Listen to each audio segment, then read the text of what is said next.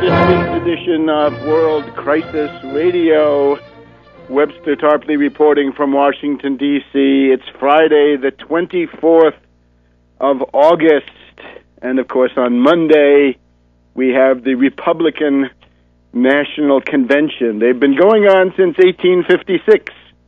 At the beginning, with Fremont in 1856, and with Lincoln in 1860 and 1864. They were pretty much the opposite of what they are today. In those days, this was a party with revolutionary aims. On a world historical scale, the Republican Party was the architect of the second and indispensable American Revolution, known as the Civil War, to wipe out the slave power conspiracy, to break the power of the slavocrats, and also to create one of the greatest land reforms ever seen, the Homestead Act, the Morrill Act, Justin Morrill, a great guy. So we got all that, but of course it's turned into its opposite, hasn't it? Now we're going to get Romney.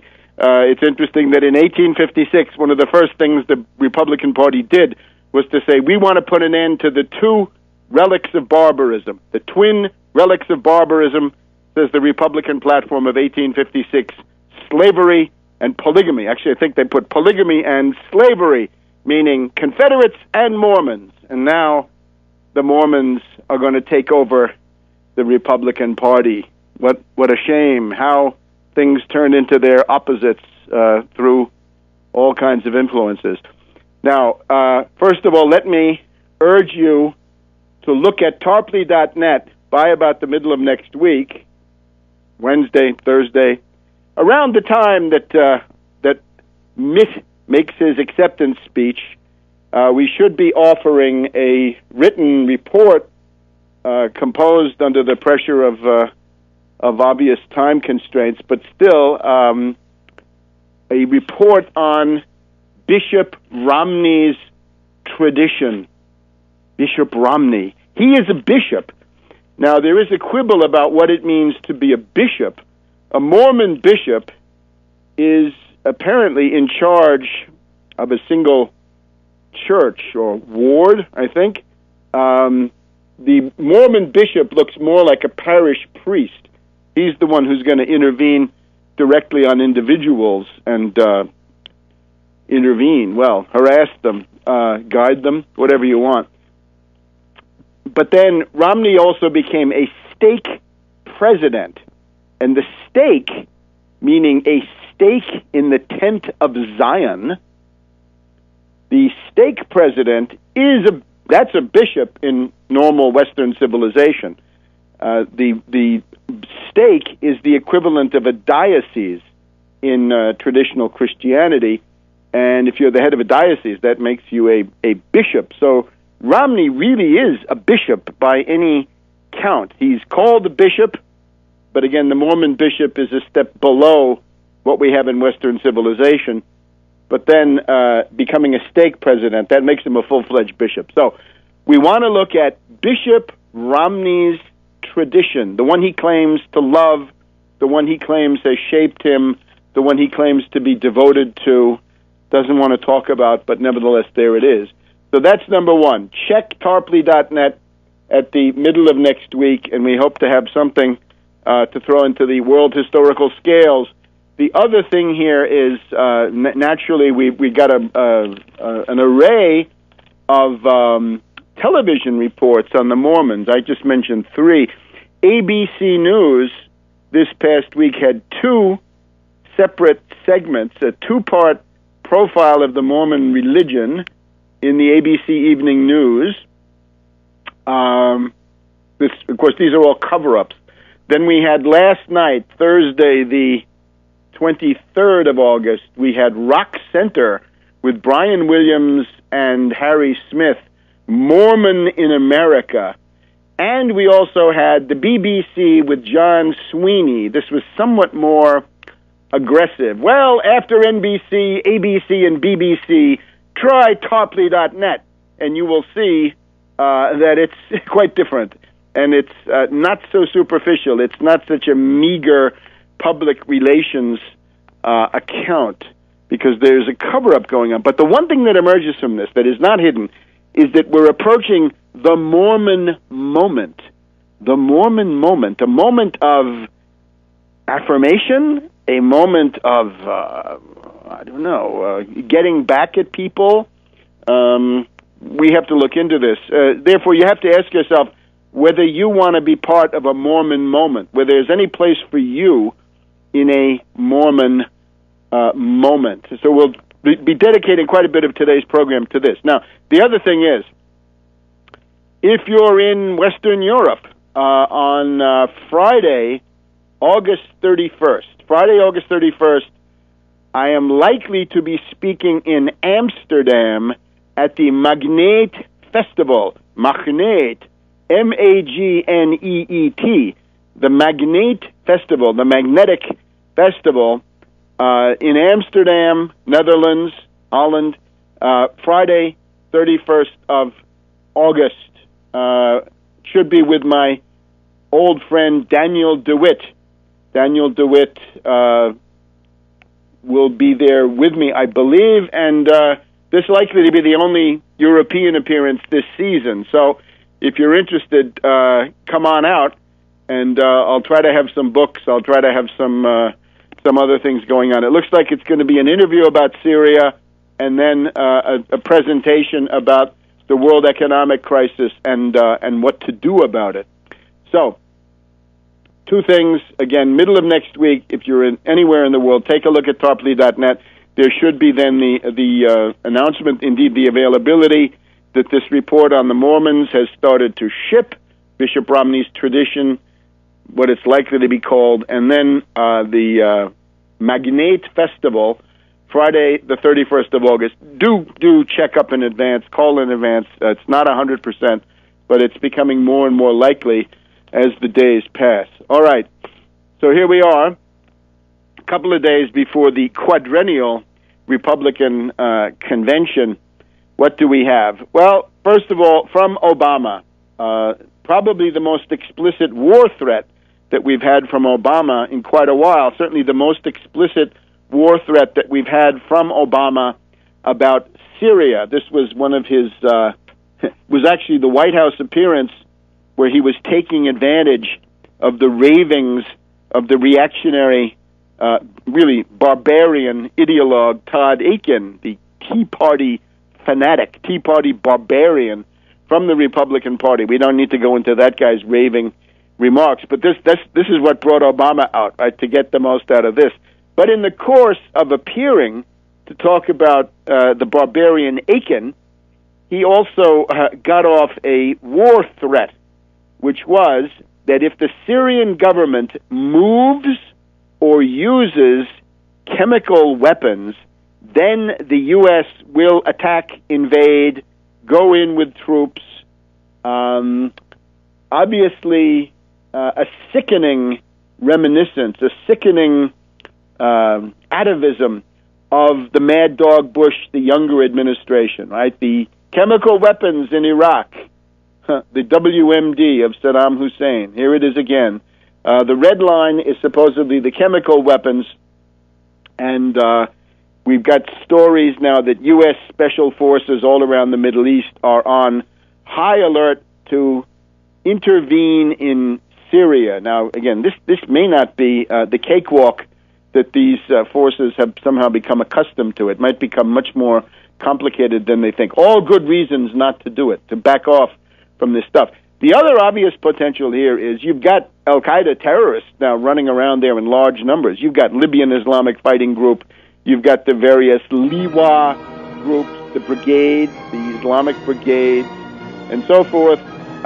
If they get a hold of some chemical weapons and shoot them off, then that becomes a perfect false flag Gulf of Tonkin.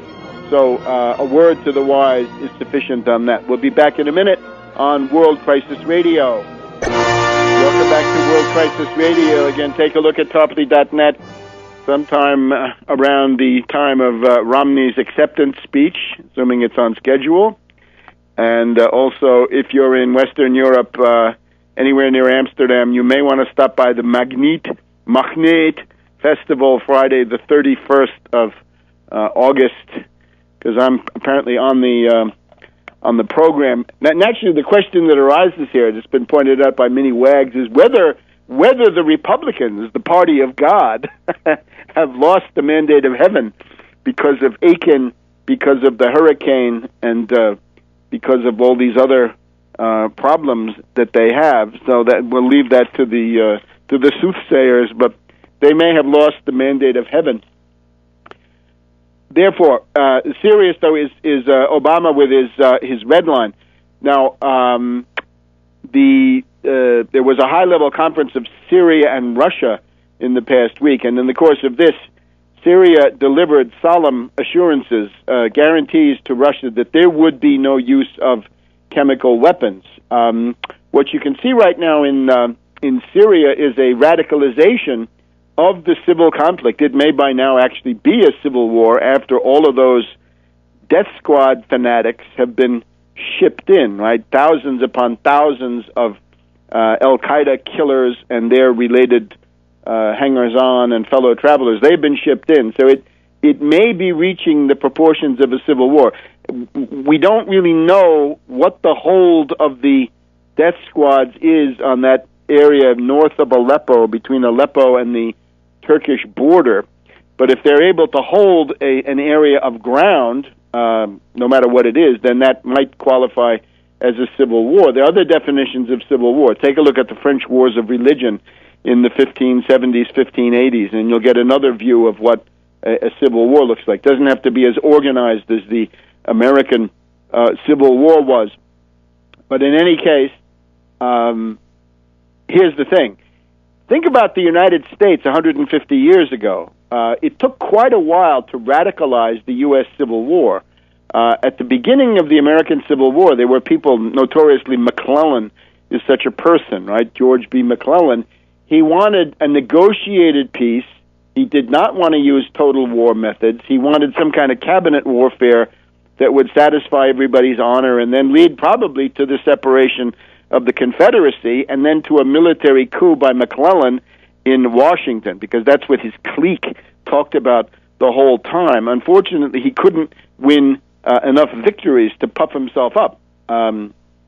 So it's only after about 1.5 years of the American Civil War, starting in April of 1861, and then by September, late September, early October, you get Lincoln making the key decision, the Emancipation Proclamation, the ending of slavery in the Confederacy, in the rebellious states, then becomes a war aim. And this, of course, means that it's a revolutionary war to wipe out slavery, to save the Union, to be sure, but to wipe out slavery now is essential because that's the only way you can save the Union, but that's also then the morality of the war, and this then leads to a much more radical approach in 1863, 64, and 65. Now, if you look at Syria, I also noticed this when I was there in November 2011, that at the beginning there was this reticence, right, that Assad had even given out orders in the very beginning not to fire on demonstrations. The troops were basically forbidden to use any weapons. There was also a great fear of using helicopters and airplanes, lest that become the pretext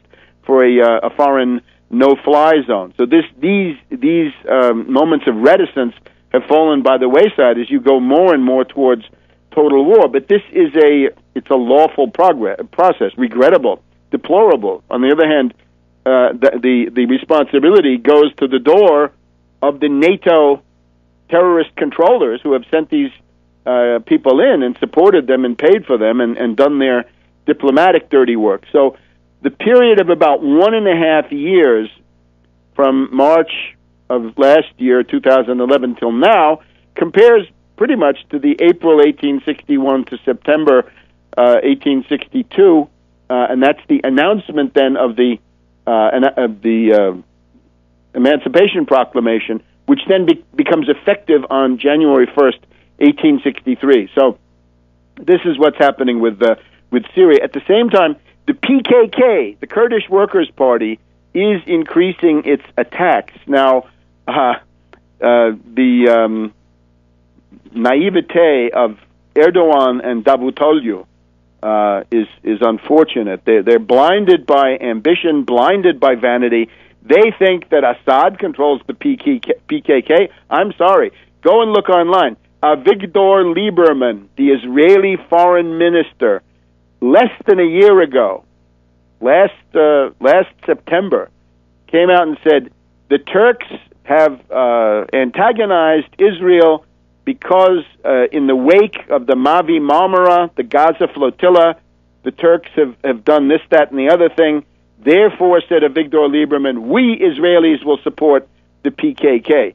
Notorious is also Danielle Mitterrand, the boudoir under Tonton Mitterrand, François Mitterrand, president of France in the 1980s. In her boudoir, she would receive all kinds of people, Bader Meinhof, terrorists, God knows what, but in particular PKK terrorists. Seymour Hersh has pointed out that the CIA supports the PKK, provided that they're attacking Iran. The Greeks, NATO, have supported the PKK for obvious anti-Turkish reasons at various times. So you get the idea. There are all kinds of people who have a piece of the PKK. Obviously, the British are the most basic of all, going back 150 years or what, to the time that David Urquhart was the British ambassador to Constantinople back in the 1830s and 1840s. So, the PKK, the Turkish leaders, Erdogan and Davutoglu, are acting like a small boy who has brought down a beehive or a hornet's nest or a wasp's nest and is now getting stung and loudly complains that the hornets and the wasps shouldn't be doing that to him. Dear Erdogan, dear Davutoglu, this is your own handiwork. The blowback in this was so obvious. You have a country, again, with that important secular versus Islamist split right down the middle. You've got a very significant Alawite population in the tens of millions. You've got a very significant Kurdish population. It makes no sense to engage in this adventurism. On an interesting press TV debate, which you can see on tarpley.net, one of the experts in the debate pointed out that Davutoglu and Erdogan did not expect that there would be so much international support for Syria, that Assad would be so tenacious, that Assad would have so much support, because inside the country, that is the indispensable part of it. They thought it would go more or less like some mixture of Tunisia, Egypt, and maybe some bombing a la Libya. But it's turned out to be quite different. Time to cut your losses, Erdogan. Cut your losses, pull back, and we'll be back in a minute on World Crisis Radio. Welcome back to World Crisis Radio. Check tarpley.net always, and in particular in the coming week, if you want to learn more about the Mormon moment coming down on you. And if you're in the Western Europe, Western Europe, the Magnate Festival at Amsterdam, Friday, August 31st, looks like I'll be there. Now, the other big thing, a couple of other things to mention. The Israelis are going wild again with threats. This is always difficult to evaluate.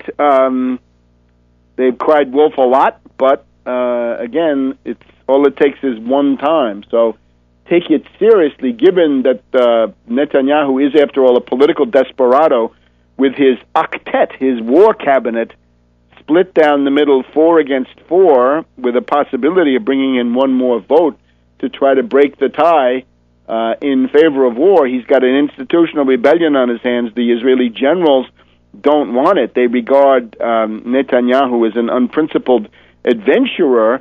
But God help us if we get Romney, his bosom buddy, joined at the hip since 1976. That might tip the balance so that Bibi will go into a megalomaniac phase and start lashing out. This we don't want to be there for.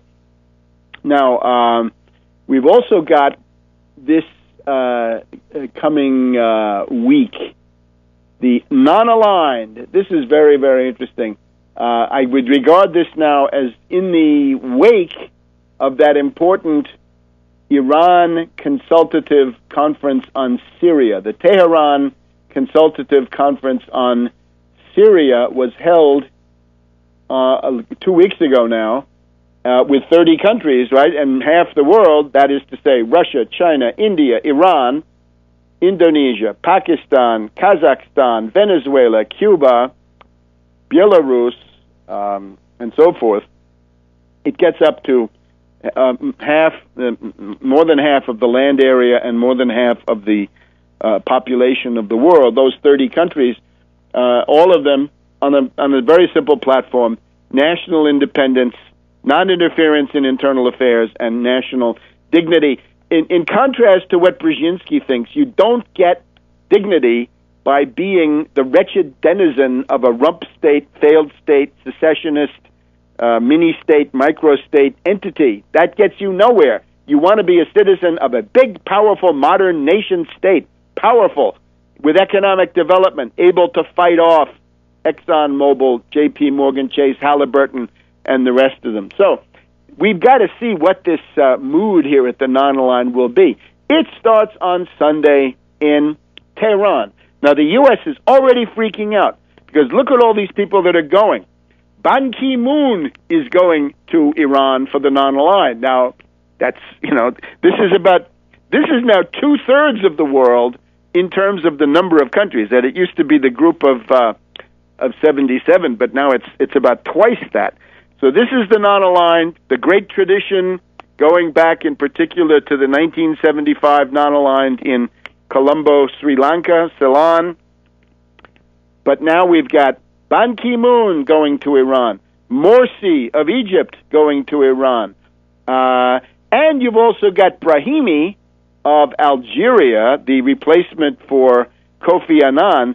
Brahimi has at least 1 point going for him. He wants to include Iran in the Syrian talks. So there's a step in the right direction. But let's look a little bit more at the possibilities here with the non-aligned.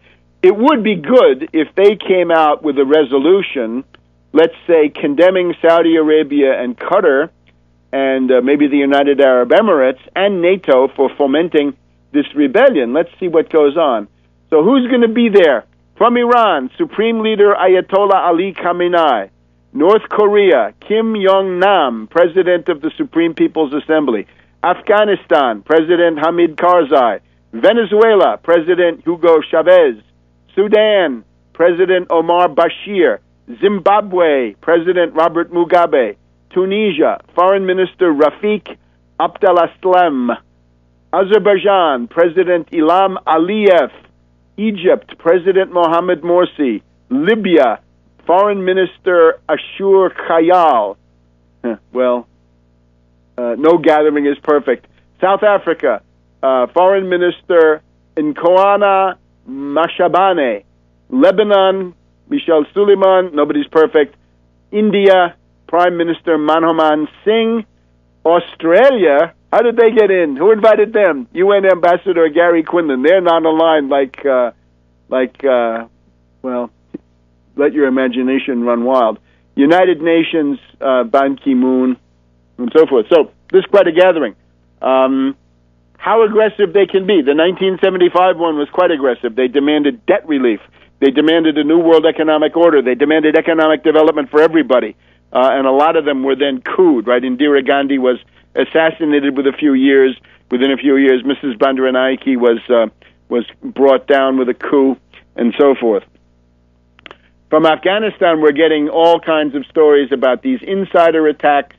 General Dempsey's plane was damaged. Last days of Pompeii. Why not get the U.S. forces out while the getting is good? Let's liquidate this.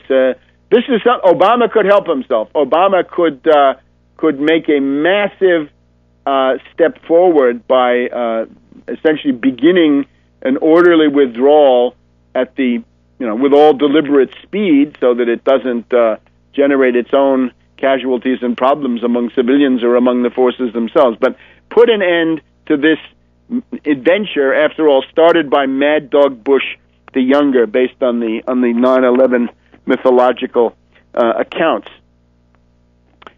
Now, in Europe, Samaras, you remember, we followed the Greek elections very closely.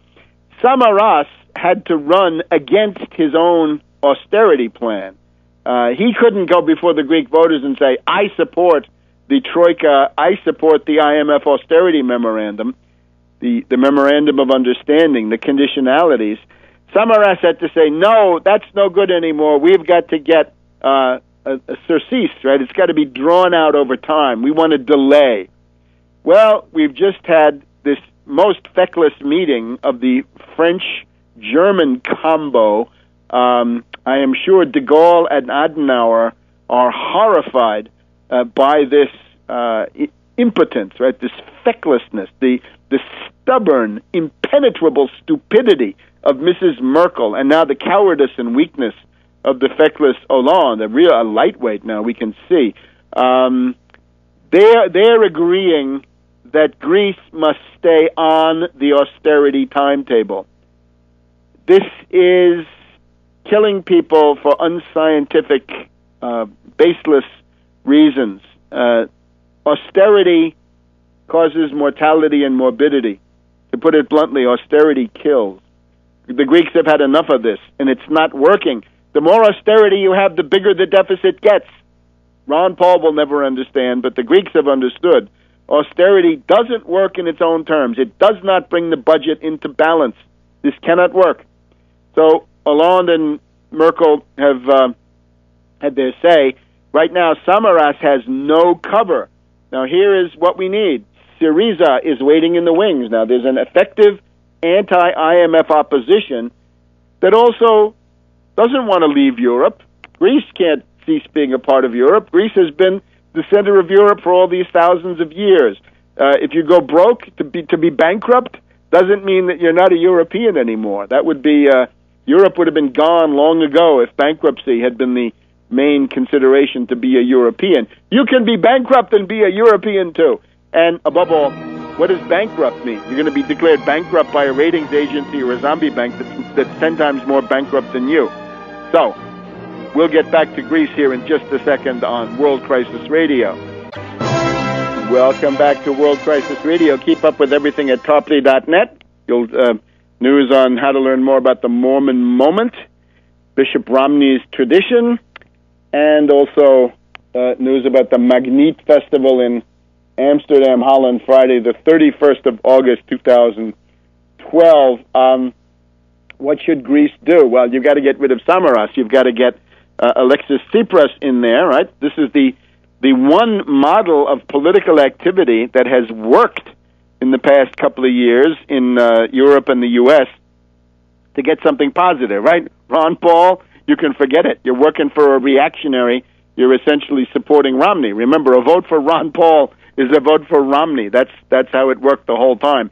And on the other hand, the Occupy Wall Street, the pathos of this impotence, right, that they got nothing. You can see that the Tea Party is still a concept. They're still, they've got lunatics out there, lunatics though they be. They're still fighting according to their lights. But, of course, the anarchists, right, the ad busters, the David Grabers of the world, all the facilitators and the people who impose that idiotic straitjacket of the consensus method in the General Assembly, this failure, this absolute sellout, well, those have failed. So what has worked is Syriza. So learn something, and don't be a chauvinist. Learn it where you find it. Gold is where you find it. So in this case, I would say the following. First of all, debt moratorium. The Greek debt cannot be repaid. It is a physical impossibility.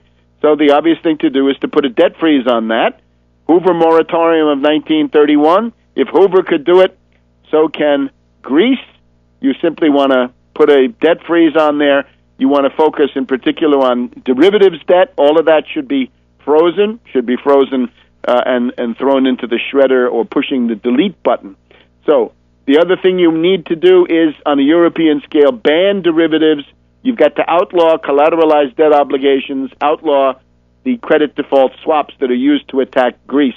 If London insists on becoming the world cockpit of credit default swaps, then you've got to put up some protectionist barriers to shut them down. The Wall Street sales tax, in this case the Tobin tax, the financial transfer tax, 1%. Not this tiny tokenism, but something that makes a difference. You've got to shut down the speculative machine that is attacking and devouring Europe. And while you're doing all that, you might as well do Glass-Steagall, too. That would help in that context. Glass-Steagall alone, not enough. Glass-Steagall alone, pathetic as an agitational demand. But if you're going to get all this, you might as well also clean up the mess. Now, this morning on National Pentagon Radio, the Diane Rehm Show, the the International Hour, David Sanger of the New York Times says Greece may now leave the euro, that the mood is against the Greeks, right? Get rid of them. This would be quite a cataclysmic event, and certainly a great defeat for Europe. And anybody making that analysis under these conditions, and anybody demanding it, is, whether they know it or not, working for international finance capital, working for London, working for Wall Street, working for the global 0.1% who run the show. Remember, back in the Panic of 1837, a lot of U.S. states went bankrupt. Nobody ever suggested they should leave the Union because they were bankrupt. It's ridiculous. And, of course, this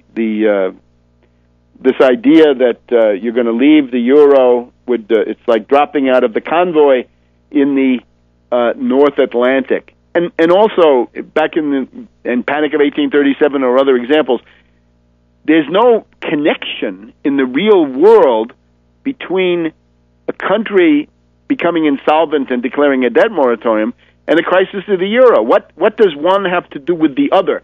The reason they're linked is that the hedge fund hyenas and zombie banks in Wall Street and London decide to link them, and they decide to use the Greek crisis as a means of attacking the euro, as well as attacking the bonds of these other countries. So there we are. Now, obviously, at a time like this, looking at the Middle East, you wonder what is with the Anglo-Americans. They are crazy. They're crazy already with Hillary and Obama, but we're getting the word that Hillary is exhausted. Hillary is tired. Maybe her criminal energy is flagging. Suppose you had John Bolton as Secretary of State. Suppose you had John Bolton as Secretary of State. Suppose you had Dan Senor of the Coalition Provisional Authority as UN Ambassador. You get the idea. Robert Joseph, the head of the National Security Council. Suppose you have Robert Kagan as Secretary of the Treasury. I don't know what. This is also going to be a group with greater criminal energy. Now, speaking of criminal energy, when we talk about criminal energy, we got to mention Paul Ryan. Now, last week I put out the analysis, which I stress, that coming from the reactionary Republican Party of Wisconsin and professing the lunatic ideology that he has, Ryan is imbued with the views of the John Birch Society. And I stress that the John Birch Society and the Mormons were virtually indistinguishable, and that the person, or the individual where you can see this personal union perhaps the clearest, is Cleon Skousen. Cleon Skousen, the author of The Naked Capitalist, the guy who coined the idiotic term, the New World Order. It's not new. It's imperialism. It's the British Empire morphing into the Anglo-American Empire with a few hiccups in between, world wars, whatever. But Cleon Skousen, the main writer, the principal ideologue of the John Birch Society, and the leading exponent of the official right wing of the Mormons, wanted to privatize Social Security. Of course, they're all Roosevelt haters, every one of them. They hate the New Deal. They want to strip the American people of their economic rights. All right, so Ryan, coming from Wisconsin, Appleton, Wisconsin, world headquarters of the lunatic John Birch Society, once a joke, now contending for power, showing the degeneracy of the United States. Ryan is one of them. Now, just to document this from another point of view, here we have the Washington Post style section. Monday, August 20th. Big headline in the style section, "The Willing Lightning Rod Paul Ryan's stance in daring to touch entitlement reform most accounts for his rise to a bigger stage. Now, here's the idea, that the barbaric proposal of economic genocide against the American people is courageous. It shows intellectual seriousness, say these degenerates at the Washington Post, right? Limbaugh says this is a left-wing newspaper. Guess again, Limbaugh. It's not. So here's the idea. The picture, look, just en passant, the picture is that accompanies this headline is we see Ryan in the middle of a gaggle of these reactionary parliamentary cretins of the Republican Party, and to his left, to our right in the picture, we see none other than Todd Akin of Missouri, right? The barbarian who shot his mouth off this week and has now led to a political row in the Republican Party and beyond. The other one we see there is Bill Flores of Texas. Those are the three we can identify in this picture. But Ryan is in the middle. But here's the point of this is not this. It's interesting, but the point is the two congressmen that the Washington Post finds, and this is by Michael Leahy, the two congressmen that can tell you most about Ryan are Jason Chaffetz of Utah and Jeff Flake of Arizona. Flake now hoping that he's on his way to become a senator. Now, what's interesting about that is they're both Mormon.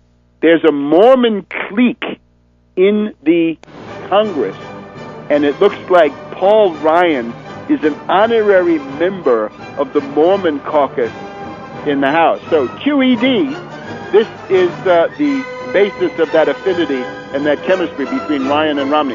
Back in a minute on World Crisis Radio. Welcome to the second hour of World Crisis Radio. Another reminder, take a look at Tarpley.net around the time of Romney's acceptance speech, if you will, and you'll find a way to acquire the report that I've been highlighting for you in the last couple of weeks, right? Bishop Romney's tradition and what the Mormon moment might mean to you. Notice there is an attempt to make this a taboo, and I would urge you don't allow it to be made a taboo. This is perfectly legitimate, right? The U.S. goes around complaining that some governments in the world are reflective of a single ethnic group, right? This is one of the big U.S. arguments against Syria. I think it's specious in that case, but if you get a foreign policy run by neocons and a domestic and economic policy run by Mormons, that's not going to be very good for anybody. So that's a perfectly legitimate political issue. Now, the basic thesis of this research is that Romney's behavior is illuminated by the ideological, cultural, religious, theological, ecclesiastical tradition that he comes from. And again, he's a bishop, and he's really a bishop. He is he's a stake president of the Boston, New England area of the Mormons. That's the equivalent of a bishop. He's got a diocese. He's the head of it. He's a bishop. He's also a bishop in Mormon terms, which is a little bit less than a bishop in the West here, Western civilization, I mean, and it's more like parish priest. But he's definitely a part of it, right? He's got 5 sons. They all went to Brigham Young University. He went to Brigham Young University. They all married Mormon women and all married in the temple. So what's with Romney? Well, the main thing is secrecy. It's a combination of secrecy and hypocrisy. An authoritarianism, an attempt to control free speech and public debate. The most recent one is now some CBS reporter from a local TV station says the Romney campaign tried to tell her what she could not ask. She couldn't ask about abortion. She couldn't ask about Aiken. Well, this is silly. You can't do this. Mrs. Romney, right, Ann says that there will be no more releases, right? You're not going to get anything more about our taxes. So secrecy about Bain Capital. When did you leave? 1999 or 2002, right? You told the FEC, you told 1999, the SEC, the Securities and Exchange Commission, you told 2002, 2003. So which is it? Secrecy about Bain, secrecy about taxes, secrecy about the tax returns, secrecy about the overseas tax havens and shelters, right, in 6 to 7 countries. I don't know if I can reel them all off, but you've got the Cayman Islands, you've got Bermuda, you've got Switzerland, you've got Luxembourg, you've got Germany, and there are a couple of others. And all of this is supposed to be secret and remain secret. Well, this is not what you usually get here in the U.S. Secrecy about the horse. That Ann Romney owns horses worth about $250,000, and the cost to keep them in a stable is in the tens of thousands of dollars per year. And her dancing horse Rafalka was in the Olympics, but Romney, of course, he wasn't going to look at that. He wasn't going to go to it. So it's all this secrecy. What is this? Well, then you look at the Mormons, right? The temple is secret. You're not allowed to go into it. The liturgy is secret. Not only is the liturgy secret, and this is one of the things that came out in particular of the BBC report with John Sweeney, is that until, according to the people quoted by John Sweeney, ex-Mormons, apostates as they're called, ex-Mormons, until 1990, you had to swear a blood-curdling Freemasonic oath that you would never reveal the secrets of the temple. You would never tell any outsider what had gone on there. I mean, this is like Skull and Bones, or the P2 Lodge, or the Copperheads, right? The Knights of the Golden Circle had similar oaths. And this is complete with these sweeping hand gestures across your throat and across your abdomen. You're willing to have your throat cut, you're willing to be disemboweled, rather than tell the secrets of the temple. Well, what's so secret? The theology is to some extent a secret. I mean, you can get a pretty general idea. The history is also a secret in the sense that documents are withheld, documents are sanitized, documents are not shared. So, serious problems. But you can see where it comes from. If you grow up in a rather cohesive, aggressive sect with a bitter catalog of grievances, this is much more powerful than being a member of some kind of a mainline religion, which is relatively complacent, relaxed, and sated in terms of its position in society and its reputation and so forth. The rap against the Mormons is that they tend to be monolithic, that they all tend to vote in a block. This is one of the things that scared people. It scared them in Missouri. It scared them in Kirtland, Ohio. Well, actually, it was the bankruptcy, right? The financial machinations and shenanigans that went on in Kirtland, Ohio that got them kicked out. The kind of stuff that Romney does, there's a direct line of development that goes from Romney at Bain Capital back to the days of Kirtland, Ohio.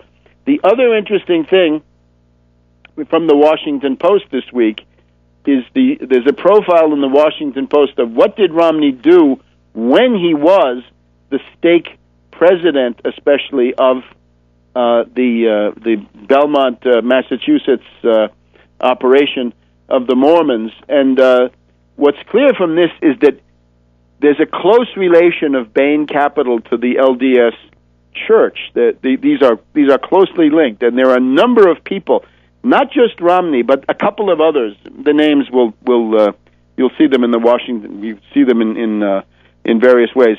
The top executives of Bain are the Mormons are heavily represented. So it's not just Romney.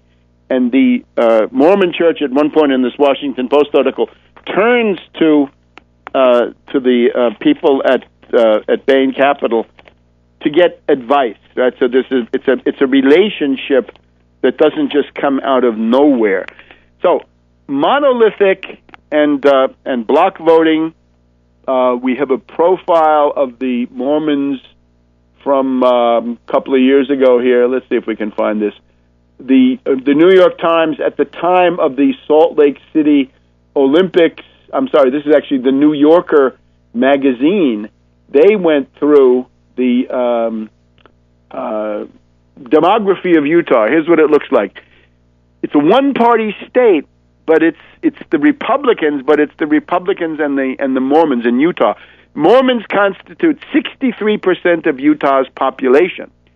All statewide elective offices, from the governor on down, are held by saints. The state legislature is overwhelmingly made up of white Mormon Republican males. 3/4 of the state judiciary is Mormon. The entire United States congressional delegation from Utah is Mormon. This is 2002. It may be slightly different, but I think it's basically accurate. School boards, city councils, municipal agencies, mayor offices, dominated by Mormons. James E. Shellady, editor of the Salt Lake Tribune, which is not the property of the Mormons, but, well, the fact is we live in a quasi-theocracy. 80% of office holders are from a single party. 90% are of a single religion. 99% are of a single race, white, and 85% of one gender. You get the idea. This doesn't look like America. This is not. It's not diverse. It's politically not viable. And as we look at somebody like Brigham Young, what's going on? It's a quest for political power. Money, of course, but power. Back in a minute on World Crisis Radio. Welcome back to World Crisis Radio. Look at Tarpley.net. Keep up to date with everything, including a special report on the Mormon moment, Bishop Romney's tradition, and what this might mean to you. And, of course, do take a look. We might get the details up there of the Magneet Festival in Amsterdam, Holland, Friday, 31st of August. Probably my only European appearance, at least of this season. So we're talking about the secrecy, the hypocrisy, the authoritarianism of the Romney campaign, rooted in this Mormon tradition that he so obviously comes from. Remember, Romney's great-great-grandfather was Parley Pratt, and looking at the sources, there's a consensus that Parley Pratt was one of the main people creating this Latter-day Saints movement. Parley Pratt, Orson Pratt.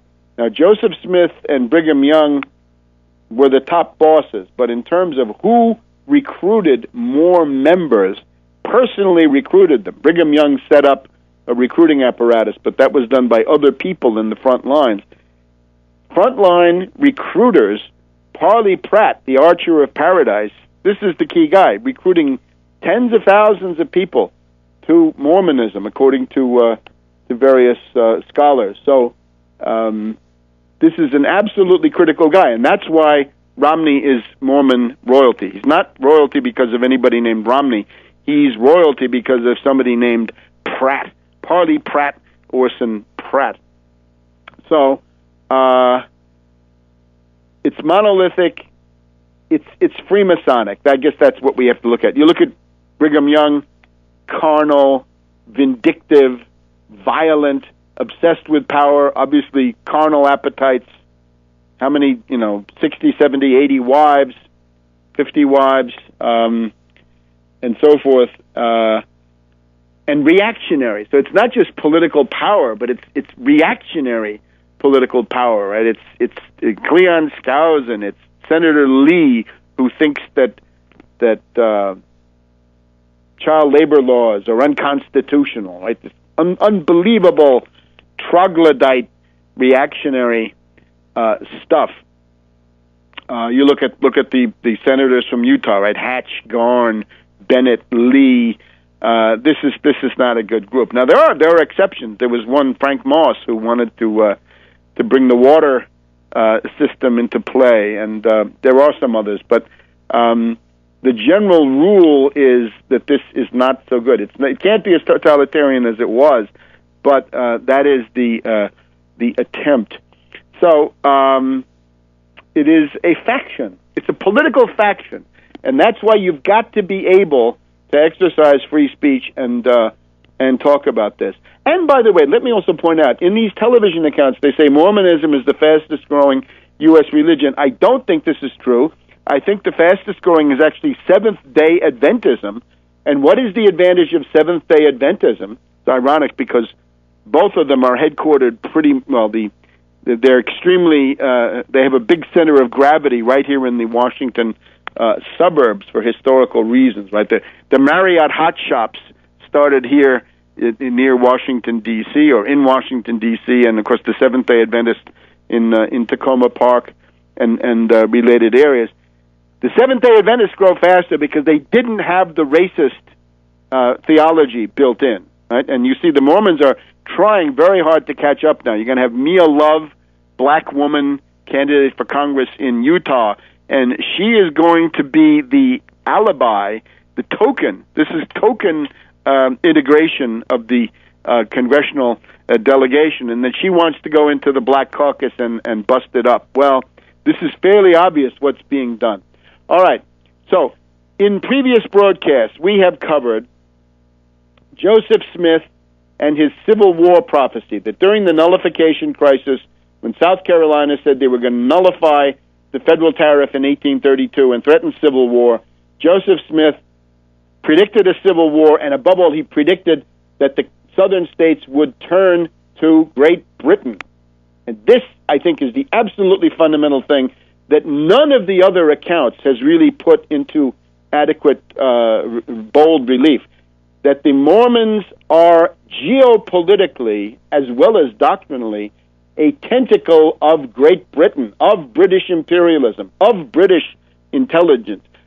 Joseph Smith and the Civil War prophecy, saying that the Confederacy will turn to the British. This is 30 years before Fort Sumter, or 3 decades approximately before Fort Sumter. He's already got the general strategy of the Confederacy, which is to try at any cost to get the British to intervene. Then we have the White Horse prophecy, 1843, 1844, where we've got the White Horse is the Mormons, the Red Horse is the British. They will ally against the Pale Horse, the United States, symbol of death. U.S. brings death. How about that? And then there's the Black Horse, and this is obviously the slaves, the African-American chattel victims of this system. So that's the White Horse prophecy.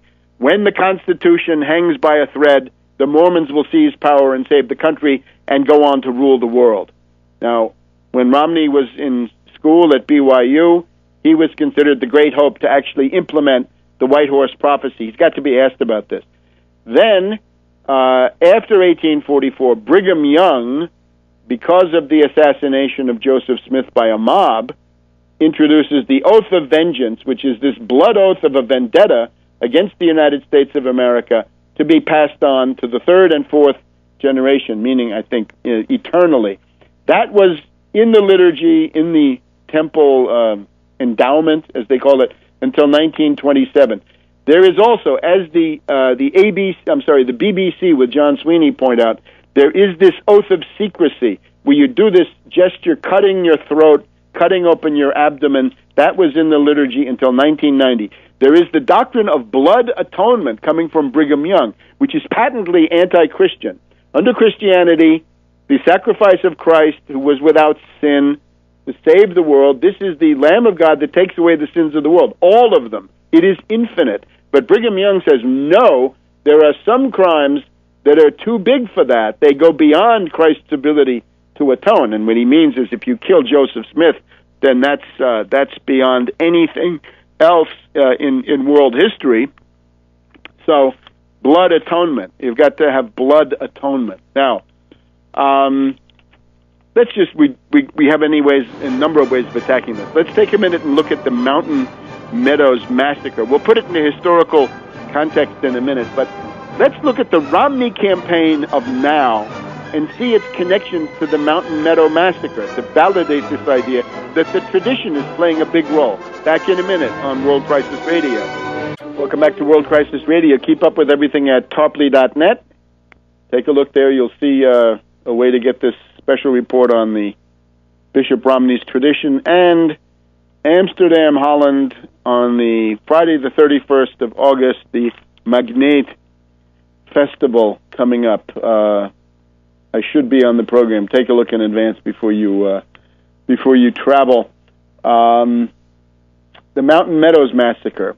It's in the fall of 1857. Now, this is when Brigham Young is acting in cooperation with British geopolitical strategy. Here's how it works. The idea is the U.S. is going to be busted up by secessionism, and the main gambit in secessionism is obviously the Confederate States of America, and this is spawned by Scottish Rite Southern jurisdiction Freemasons deployed from London through Cincinnati into the southern states. Right, secessionism is a minority coup against an inert or even loyal majority in most of these places. But it's a group that knows exactly what it wants because it's been deployed by the British. So the idea is the United States is going to be put into a nutcracker with four components. The Confederates are number one, and here we have the Scottish Rite Freemasons playing the big role. This is the group that we see with Ron Paul, right? The Dixiecrats, the Strom Thurmonds and the Jesse Helms types. Then, of course, you have Canada. Canada is where the British send troops in 1861 to 1862, and they have a hard time because the St. Lawrence is frozen and they haven't built any railroads. It's not a large British garrison, but it's significant, and it would tie down a lot. So the Confederates in the south, the Canadians in the north. Further south, Mexico, where you got a French army, is in Mexico, and that French army could come marching in to help the Confederates against the Union. And then the fourth element of this pincer is the Mormons in Utah, and this is the geopolitical purpose of it. Remember, the peak of the power of the British Empire is it's between 1815 and 1870 or so in general, but specifically it's in the 22-year period, 1848 to 1870. Call it 2 decades. That's the high point of the British Empire, and that's when they attack everybody in sight. The British, the French, of course, Napoleon III is installed as a stooge of London, and it's interesting. People don't understand this. I'm listening to a Carol Quigley tape. He doesn't seem to understand that Napoleon III is somebody working for Lord Palmerston. That's how he wrote a book about it, right? Napoleonic ideas. The big mistake of Napoleon, the original one, is to go against the British. If you just work for the British and with them, writes Napoleon III, then you're going to be fine. 1848 revolutions, Metternich overthrown, Germany destabilized, everybody in Central Europe destabilized, all kinds of monarchies tumble, but above all Metternich, because that's the center of the arbitrary powers, right? The Holy Alliance. So the British destabilized that. That means everybody in Europe is weakened. This is very much like the Arab Spring. We talked about it at the time. So the 1848 revolution. Then we have the French acting as Continental Dagger with the British, with the Ottoman Empire, and Sardinia attacking Russia. The Crimean War is part of this. The Great Mutiny or Sepoy Mutiny in India is a part of it. The French send an army to Mexico. The French send an army to Indochina. The Spanish come back and take over Santo Domingo, right? Dominican Republic and Haiti today. And the British are attacking China with 3 opium wars. So this is the British massive imperialist offensive. And the plan for the U.S. is what I said. Crush the U.S. between the Confederates, the Canadians with British troops, the French army in Mexico, and the Mormons in the Great Basin. And there's plenty of connections. Go and read what John Stuart Mill writes about the Mormons in On Liberty. He essentially says, oh, yeah, the Mormons, they get a bad press, but it's wrong to shut them down because he says, after all, everybody can leave. Yeah, John Stuart Mill knew very well because of the sensationalist literature, which was all over the place. One of the great traditions of the mid-19th century is horror stories, especially from women, about their experiences in the polygamous harems and seraglios of Brigham Young and the Mormons, right? And there's a whole literature about this. So by the late 1850s, John Stuart Mill knew damn well that if you were a woman or a dissenter, you could not get out of Deseret. And then later on, just discovered an unpublished essay by Thomas Carlyle about the Mormons, where he says that Brigham Young is his model of leadership. Brigham Young is a model of an authoritarian guy who gets things done. And he says this is exactly what it is. He builds consensus by leading and getting things done. And the argument is very much like Mussolini is good because he makes the trains run on time. He doesn't tolerate disorder or dirt or confusion or inefficiency. He gets things done. And therefore, writes Carlyle, we envy the Mormon government. We British need basically a new Cromwell. I think that's what Carlyle sees, is a new Oliver Cromwell in the form of Brigham Young. So there's a British literature at the level of Sir Arthur Conan Doyle, A Study in Scarlet, right? The first of the Sherlock Holmes books is about people trying to get out from under the dictatorship of Brigham Young. Robert Louis Stevenson also somewhat negative on the Mormons, but the elite writers, the writers who really speak for the top levels of British intelligence, Mill, John Stuart Mill, and Thomas Carlyle, these are essentially defending the Mormons. Dickens also in The Uncommercial Traveler. We have Dickens gets on a boat, he visits a ship before it leaves the harbor full of Mormons, and he says, oh, how wonderful they are, how orderly they are. The thing that doesn't seem to disturb him is a distraught mother comes along and she says, where's my daughter, where's my daughter, have you kidnapped her? And Dickens writes, the Mormons didn't seem to be too interested in helping her. Well, that is something of a problem, isn't it? If you were a parent, I think you'd see it somewhat differently. Normally, Dickens very much interested in family values, but here not. So Dickens, Carlyle, Mill, British intelligence, pro-Mormon, and with good reason. So now, the Mountain Meadows Massacre. In 1857, Brigham Young thinks that a civil war is about to break out in the United States. And he thinks this, I would say, because you've got bleeding Kansas, right, under the Stephen Douglas Democratic Party policy of squatter sovereignty or territorial sovereignty in the territories, popular sovereignty. The situation in Kansas is you've got armed gangs, you've got the Confederate or pro-slavery border ruffians from Missouri, and then you've got the abolitionists, John Brown being the most famous, and they're killing each other. They're killing each other at the rate of 50 or 100 in a year or two.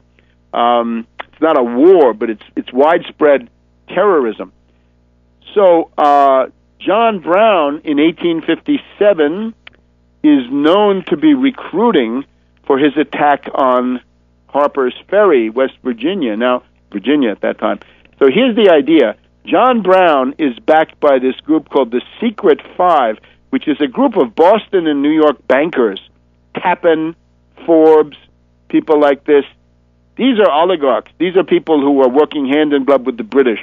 And you can see that the goal of these people is a lot of them are descendants of the New England secessionists of the 1812 era, and they would essentially like to have the U.S. split up, right? For their own reasons, they would like to promote the split up of the U.S. So it looks like Brigham Young thinks that the Kansas and the John Brown Harper's Ferry are going to come together in 1857 to 1858. His problem is that he gets a little bit too far out in front of events, and we'll be back in a minute.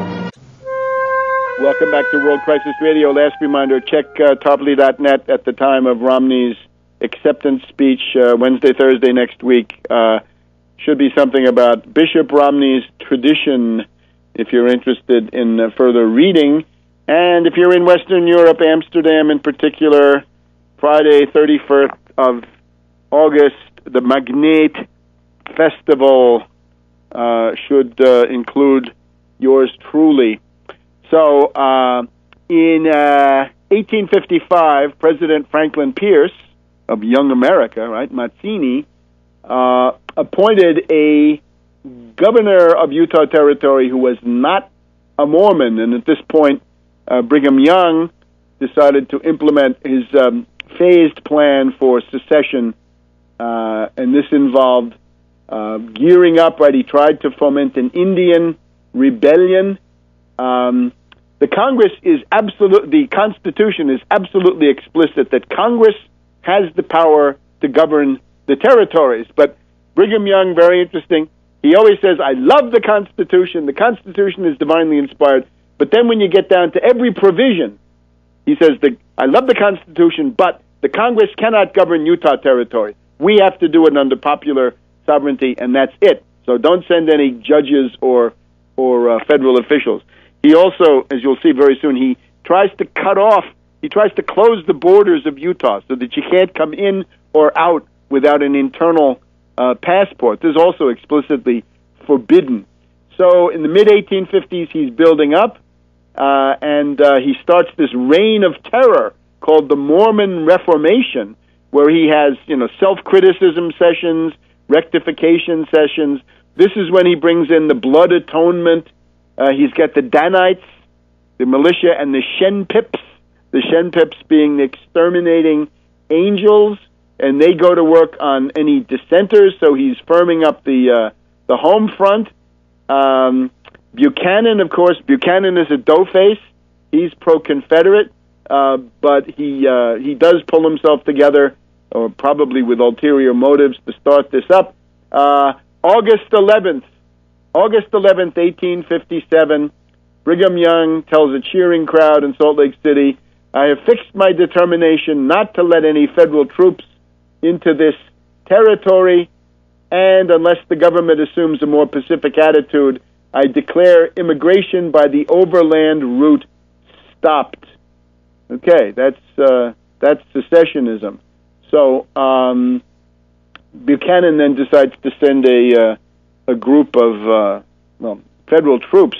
This is a pathetic exercise because the general that he puts in charge of it is Albert Sidney Johnston, who is a Confederate, and he's not going to fight secessionism because he's already thinking about secessionism himself. So in the middle of all this, after Brigham Young had said, "Don't you dare come in or out of Deseret without my special written permission, my safe conduct, or my internal passport," we get the Fancher-Baker party coming from Arkansas. 140 peaceful Arkansas travelers, or thereabouts. The family names: Fancher, Baker, Cameron, Jones, Dunlap, Mitchell, Huff, Tackett, Miller, Woods, from northwest Arkansas, not so far from Texas, from East Texas. Brigham Young calls John D. Lee, his honorary son, tells him, you got to pitch into some of these people, we got to make an example. So they kill 140 people, and this is done. They claim, the Mormons claim, that it was done by the Indians, but then, of course, the problem is that the people are all killed by gunfire, and these poor Indians, impoverished as they are, have very few guns, not enough to do this entire operation. Now, the reason for picking this Arkansas group is that Parley Pratt, he had 11 wives. Parley Pratt had 11 wives, but he decided he needed a 12th wife. So he decided to steal the wife of a guy from Arkansas. And the guy from Arkansas took violent exception to Parley Pratt taking his wife and the children and putting them in this harem. So he killed Parley Pratt. Now, this, of course, this requires blood atonement, right? This is a crime of passion according to many legal systems, but no, got to have blood atonement. So Parley Pratt he's hoist by his attempt to get the 12th wife. This is the great-grandfather of Mitt Romney and the one that put the Romney family on the map. So the word is then spread among the Mormons that the Arkansas party are not only the people who killed Parley Pratt, but some of them are also the people that killed Joseph Smith in Nauvoo, Illinois, back in 1844. So they're killed. Now, let's connect the Mormon massacre. Well, first of all, we'd say if the Mountain Meadows massacre is the Trojan War, then the Paris of the piece, Paris meaning the guy who goes and steals the woman and starts the fighting, That's Parley Pratt, because he went and stole the Arkansas guy's wife, and that's the root of the conflict. But then we need to factor in people who are around Romney today that he's chosen, right? Maybe you say, oh, he can't choose Parley Pratt. All right, let's look at his transition boss. Let's look at his probable future White House chief of staff. That's Mike Leavitt. Now, 3 things about Mike Leavitt. First of all, building up to the 2007th anniversary, there was forensic research done at the site of the Mountain Meadows massacre, and it was found that most of the human remains showed that people had been killed by guns, including children, babies, killed by guns. It means not by Indians, but by Mormon gunmen. As soon as Mike Leavitt, who was then the governor of Utah, saw what was going on, he said, oh, this is torture for the families. We need closure. Bury everything immediately. Take all the human remains and inter them, and that's the end of it. In other words, a cover-up to hide the enormity of what the Mormons under Brigham Young had done, killing all these people, including these very young children, shooting them. Number 2, in 1999, building up to the Salt Lake City Olympics, question of polygamy came up. A lot of world attention on Utah. Leavitt, the transition boss and probable future White House chief of staff, says that polygamy is covered as religious freedom. No. The religious opinion, you can have anyone you want. But when it becomes an overt act, then it is subject to applicable law. All religions are subjected to the needs of law and order.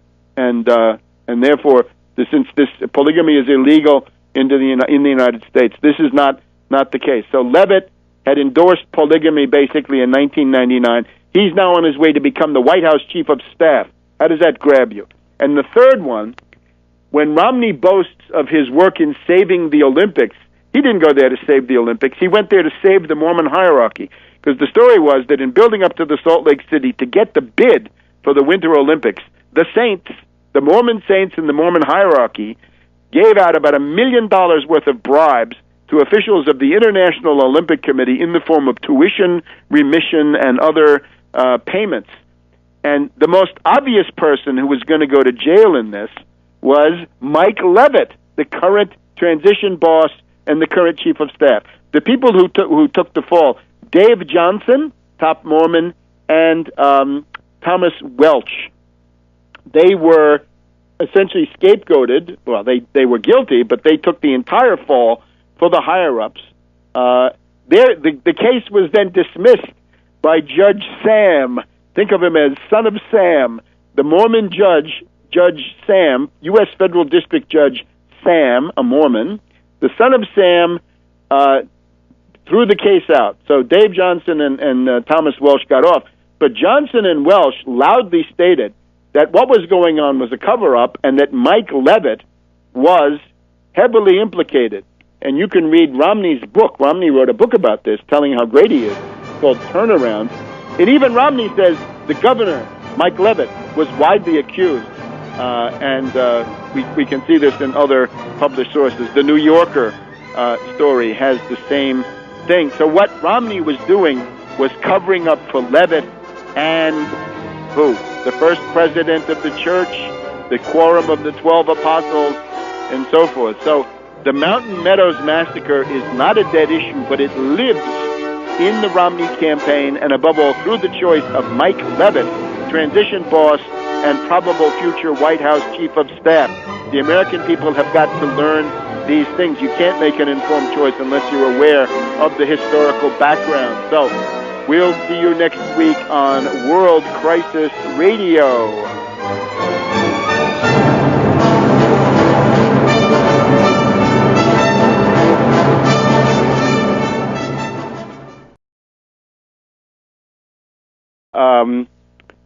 A report on Bishop Romney's tradition.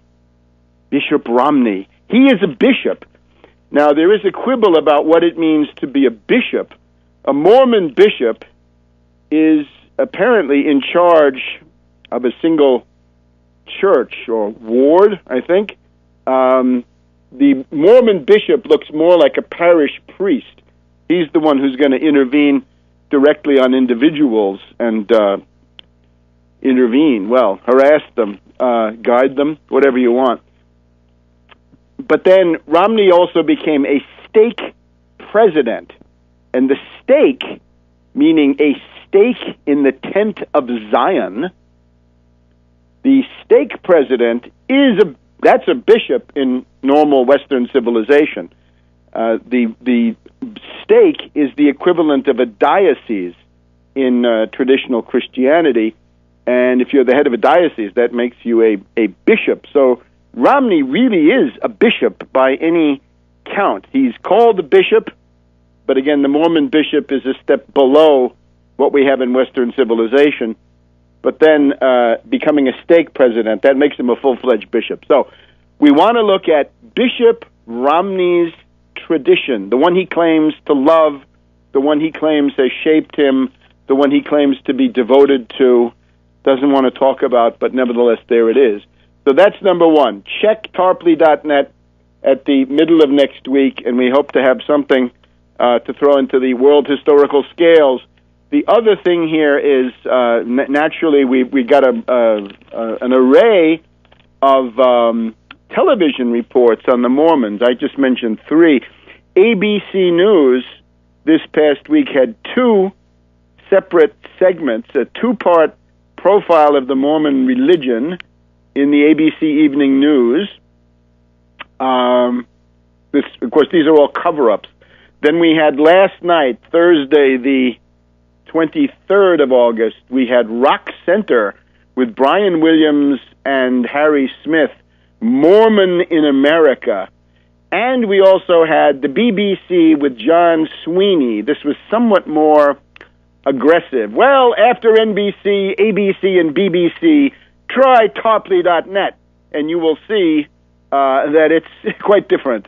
And it's not so superficial. It's not such a meager public relations account, because there's a cover-up going on. But the one thing that emerges from this that is not hidden is that we're approaching the Mormon moment. The Mormon moment, a moment of affirmation, a moment of, getting back at people. We have to look into this. Therefore, you have to ask yourself whether you want to be part of a Mormon moment, whether there's any place for you in a Mormon moment. So we'll be dedicating quite a bit of today's program to this. Now, the other thing is, if you're in Western Europe on Friday, August 31st, I am likely to be speaking in Amsterdam at the Magneet Festival. Magneet, M-A-G-N-E-E-T, the Magneet Festival, the Magnetic Festival in Amsterdam, Netherlands, Holland, Friday, 31st of August. Should be with my old friend Daniel DeWitt. Daniel DeWitt will be there with me, I believe, and this is likely to be the only European appearance this season. So if you're interested, come on out, and I'll try to have some books. I'll try to have some other things going on. It looks like it's going to be an interview about Syria, and then a presentation about the world economic crisis and what to do about it. So, welcome to this week's edition of World Crisis Radio. Webster Tarpley reporting from Washington, D.C. It's Friday, the 24th of August, and of course on Monday we have the Republican National Convention. They've been going on since 1856. At the beginning with Fremont in 1856 and with Lincoln in 1860 and 1864. They were pretty much the opposite of what they are today. In those days, this was a party with revolutionary aims. On a world historical scale, the Republican Party was the architect of the second and indispensable American Revolution, known as the Civil War, to wipe out the slave power conspiracy, to break the power of the slavocrats, and also to create one of the greatest land reforms ever seen, the Homestead Act, the Morrill Act, Justin Morrill, a great guy. So we got all that, but of course it's turned into its opposite, hasn't it? Now we're going to get Romney. It's interesting that in 1856, one of the first things the Republican Party did was to say, we want to put an end to the two relics of barbarism. The twin relics of barbarism, says the Republican platform of 1856, slavery and polygamy. Actually, I think they put polygamy and slavery, meaning Confederates and Mormons. And now the Mormons are going to take over the Republican Party. What a shame. How things turn into their opposites through all kinds of influences. Now, first of all, let me urge you to look at tarpley.net by about the middle of next week, Wednesday, Thursday, around the time that Mitt makes his acceptance speech. We should be offering a written report composed under the pressure of obvious time constraints, but still, two things. Again, middle of next week, if you're anywhere in the world, take a look at tarpley.net.